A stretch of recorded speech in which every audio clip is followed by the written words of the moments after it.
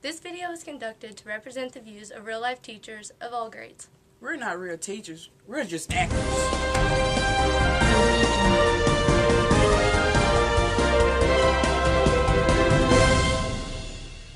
This is Alyssa reporting for Channel 4 News. It has been brought to our attention based on test scores in schools that in the Tennessee area that children just are not learning the way that they used to.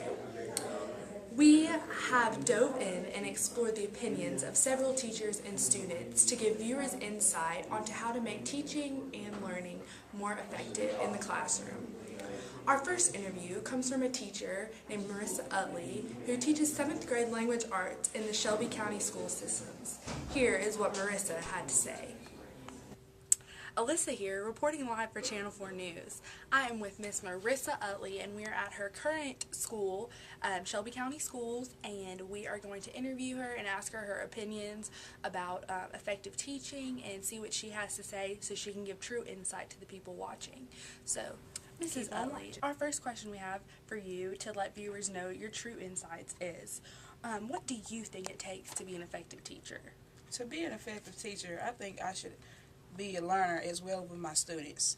I also think I should inspire and influence my students, and I should know my subject matter well.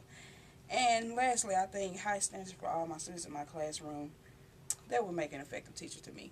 That sounds wonderful. Okay, do your teaching methods change year to year?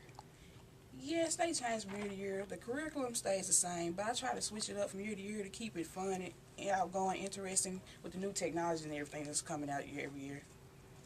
All right, I like what you said about the technology. That's very important when trying to engage your students and help them to learn more effectively. And the last question is, what is the most effective teaching method to get through to your children? Well, the most effective is making your students learn instead of just giving them the right answers all the time. Just get them to learn, get with their classmates to get ideas, come up with the problem, and solve it. Sounds a lot like problem-based learning, and Yes. that's what we like to hear these days. Well, thank you, Marissa. It was a pleasure talking to you. And that's Channel 4 News Live with Marissa Utley. After interviewing Mrs. Utley, it seems that she's truly passionate on her views and is a well-qualified candidate for teaching effectively in the classroom.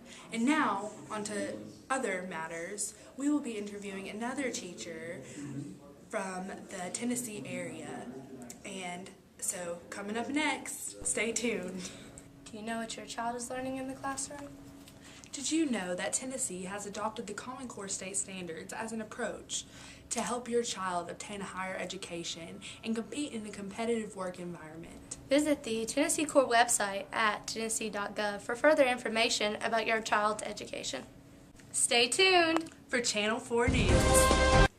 This is Alyssa reporting live for Channel 4 News. I just spotted Sally Millsat on her way out of the library at the MTSU campus where she works, so I'm going to grab her to get a quick interview. Sally, hi. I was wondering if I could ask you some interview questions. I know that we have contacted you and asked you, and it's crazy that I just found you walking out of the library. But, all right, well, is that okay? Yeah, that's fine. I'm just on my way, but we can do it real quick. Okay. My first question is, what are your strengths and weaknesses as a teacher?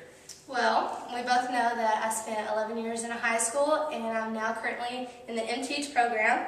So I'd have to say high school that goes to college would probably be my classroom management. That's my strengths. I do real good of keeping the class together in a good hold. My weaknesses is probably asking effective questions. I like to be able to make the students ask me more questions besides me prodding out the answers. So that's probably one of my weaknesses as a teacher. Okay, that sounds good. That makes a lot of sense. Thank you. And also, what kind of technology do you use in the classroom to improve your teaching and enhance the curriculum to let students really learn? Well, just like high school, college is the same way. Of course, I have a website. High school, I more or less send out messages and emails to the parents to, keep the students up to work. And in college, we use D2L extensively. When I teach chemistry, we use different tools in there. And math, we're always finding the next and best thing in technology to use in All right, and last but not least, Sally, Do you think that you are an effective teacher and that you can really truly get through to your children? And if so, how? Most days, I feel like I'm an effective teacher. I'm always reflecting on my teaching practices. I'm learning, I'm reading, I'm trying to get better. And plus, what helps me is I have a lot of colleagues and teachers around me that's pushing me to do my best. So I think as a teacher, I'm always learning, but most days, yes, I feel like I'm effective. Well, thank you, Sally. I agree. I think that as a teacher, you need to continuously learn so that your children can continuously learn and always be able to provide them with new learning experiences, even if it's apart from your own lesson plans of the day. You never know when a learning experience is just going to pop up.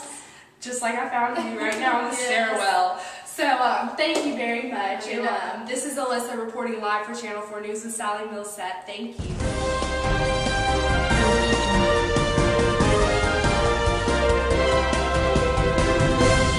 Sally Millsap worked 11 years as a high school chemistry teacher and now is with the MTeach program at MTSU.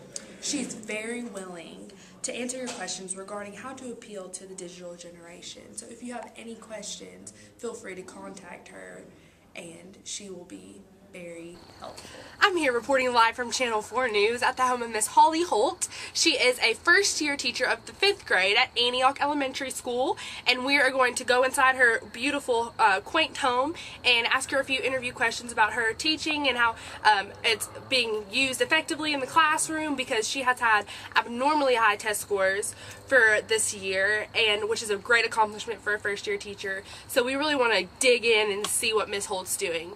Alyssa for Channel 4 News, stay tuned. I'm here in the quaint home of Miss Holly Holt, and we are having a nice cup of joe together, and she's going to answer a few questions that I'm going to ask her today about her teaching methods, her effective instruction.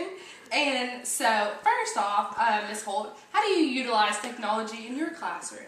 Well, I'm based in a technology model school, so whether it be tablets, Elmo, internet, smartboard, iPads, like I said, anything, I've realized that technology is making it more relatable and it makes it more effective. The students want to pay attention more because our new generation is mainly based through technology, and it's almost a necessity now, especially in the Alright, the next question I have for you, Miss Holt, is how are you going to change up your lesson plans from year to year, or are you going to change up your lesson plans year to year? Because I know this is your first year. And a problem with teachers these days is they tend to get in a monotonous routine of just having the same lesson plans, the same lessons, and it comes more of a routine rather than them teaching, so the kids get bored. And we don't want kids to be bored anymore.